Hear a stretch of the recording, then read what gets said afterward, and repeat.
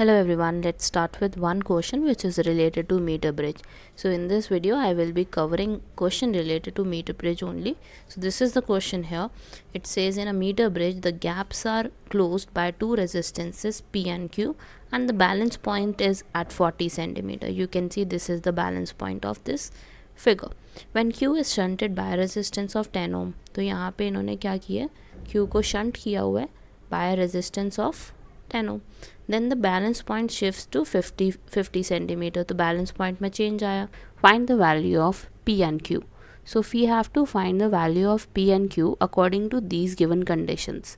तो सबसे पहली condition क्या है आपकी, that the gaps are closed by the two resistances P and Q and the balance point is obtained at 40 centimeter. जो आपका balance point है वो किस पे आया, 40 सेंटीमीटर पे. तो इस तरफ कितना बचा हमारा मीटर ब्रिज है, तो 60 सेंटीमीटर बचा, क्योंकि एक मीटर में 100 सेंटीमीटर होते हैं. तो 40 इधर 60 इधर. सो सबसे पहले हमारी कंडीशन क्या बन गई, P by Q is equal to 40/60. This is my first balance case. Second देखते हैं अब हमारे पास क्या दिया हुआ है. It is given that Q is shunted by resistance of 10 ohm. Q को इन्होंने किससे शंट कर दिया, 10 ओम से. So this is your 10 ohm and then they are saying that the balance point shifts to 50 centimeter. Find the value of P and Q. हमें value निकालनी है P and Q की.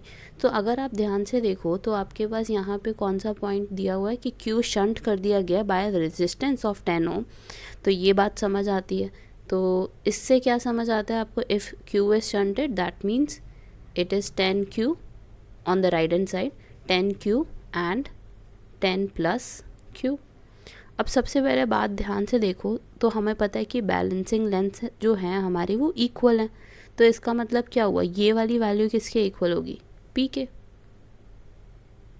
If this is known to us तो इसका मतलब क्या हुआ कि this is equal to P for us. अब इसी को हम सॉल्व कर लेंगे and will get the value of it. तो जब शंट किया था तो शंट चेंज होके क्या हो गया आपका 10Q 10 प्लस Q. ये कैसे आया, शंट करने का मतलब क्या होता है कि आपने इसको पैरेलल में पुट कर दिया. अब अगर आप दोनों चीज़ों को पैरेलल में देखोगे तो क्या हो जाएगा, 1/10 1/Q और LCM कितना आ जाएगा 10Q और ऊपर क्या आएगा Q + 10. तो बस मैंने इसका रेसिप्रोकल कर दिया और मेरी वैल्यू आ गई क्योंकि शंटेड है वो. तो ये P के इक्वल हो जाएगा, लेफ़्ट साइड के इक्वल हो जाएगा, क्योंकि हमें पता है कि जो हमारी लेंथ है वो क्या है, बैलेंस आउट है.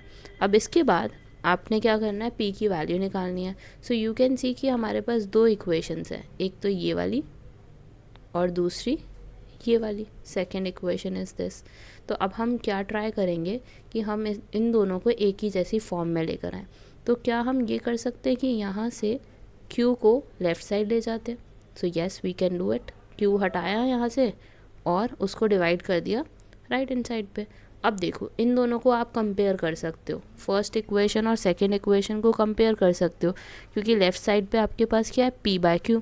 सो what will be your equation, 40/60 is equal to 10/10 plus Q. So you can cancel 0 with 0, 4 with 6, so it will give you 2/3. So आपके पास 2/3 आ गया and on the other side you have 10 plus Q.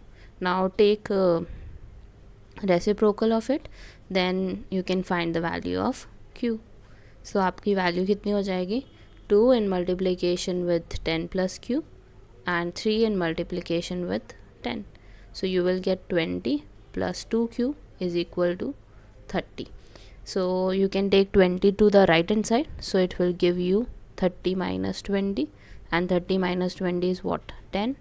और Q की value कितनी आ जाएगी आपकी, 10/2 which is 5 ohm. So you get the value of P as 5 ohm and we have to find, sorry, Q as 5 ohm and we have to find the value of P as well. तो P की value किस में भी put कर लो, first equation या second equation में place कर लो and you will get the value of P. So let's try to put it in the first equation. So P/5 is equal to 4/6. P is equal to 4/6 and in multiplication we have 5. So 4 into 5 is 20/6 is, or you can reduce it first, then you can write it as 10/3 ohm. So yes, P and Q value are these two. P की value हमारे पास 10/3 ओम आई है, Q की value हमारे पास 5 ohm आई है. So that's how you have to proceed in the case of metre bridge problems. और भी ऐसे क्वेश्चंस आएंगे तो देखना मत भूलना, सब्सक्राइब करना मत भूलना. Yes, thank you for watching, have a great day.